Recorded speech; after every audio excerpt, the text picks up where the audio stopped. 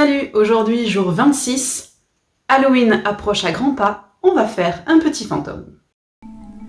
Alors, pour ce tuto, je commence par un crayonné. On va faire un petit dessin de fantôme tout simple, avec des petites ondulations sur le bas pour que le drap soit légèrement plié. Alors ça, c'est la version la plus simple du drapé.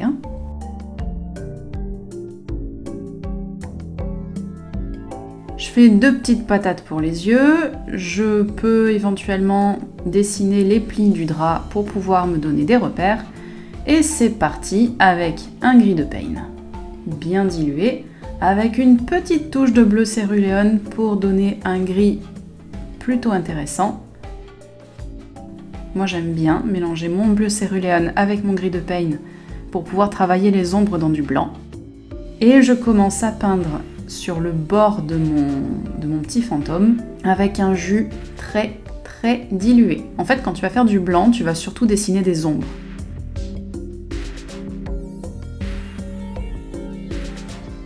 Donc là, j'ai utilisé un crayon aquarellable, donc il va se diffuser dans mon eau. Mais si tu n'as pas de crayon aquarellable, tu donnes un petit coup de gomme pour faire apparaître le spectre de ton dessin, et puis ça marche très bien. Tu vois que je suis revenue avec la pointe de mon pinceau sur mon crayonné. Ça marche aussi. Ça permet de faire ressortir ton coup de crayon.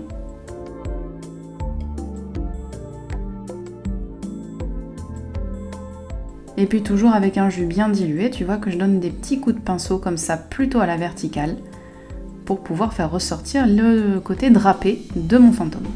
Je fais bien attention de ne pas peindre dans les yeux, parce que ça, je le réserve pour après. J'intensifie en gris certaines zones pour pouvoir faire ressortir les ombres.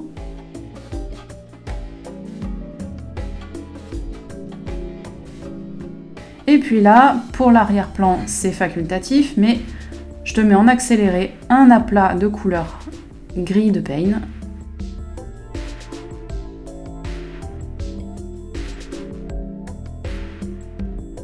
C'est un peu le même genre de travail qu'on avait fait quand on avait fait la bougie par exemple.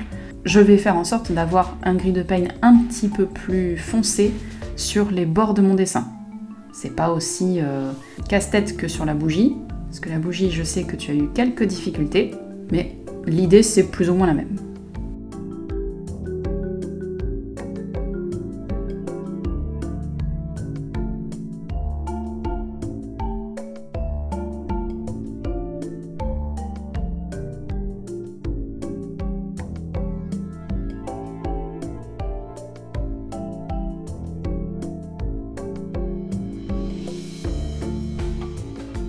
Tu vois que quand je suis proche de mon fantôme, je peins plutôt avec la pointe de mon pinceau pour pas que ça se mélange.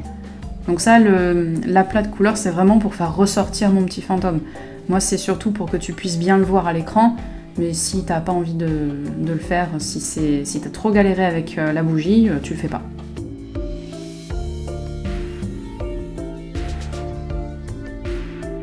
Voilà, je redonne un petit coup de contraste pour que ça ressorte bien.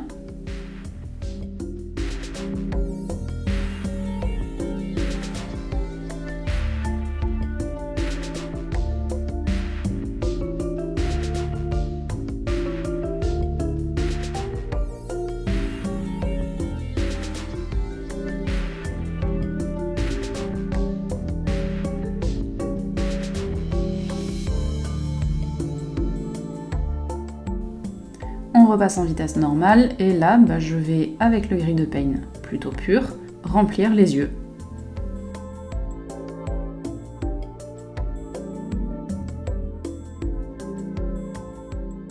Je reforme la pointe de mon pinceau, si jamais il y a besoin. Je lui dessine un petit sourire. J'enlève le scotch. J'écris challenge 5 minutes, jour 26. Et voilà un petit fantôme.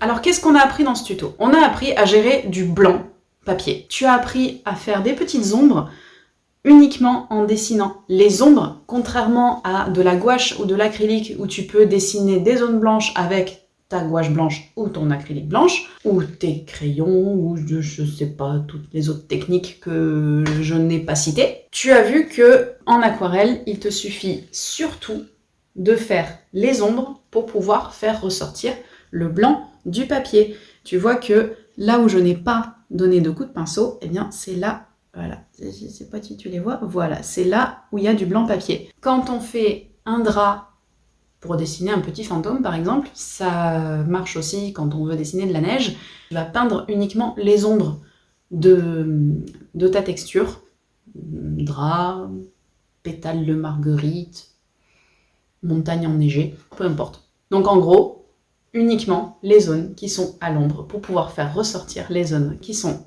en lumière pour pouvoir faire cette texture-là. C'est un concept qui n'est pas forcément simple à intégrer quand on est débutant, mais je trouve que c'est intéressant de le prendre en compte quand on débute, directement quand on débute, parce que comme ça, après, ça permet de progresser plus vite.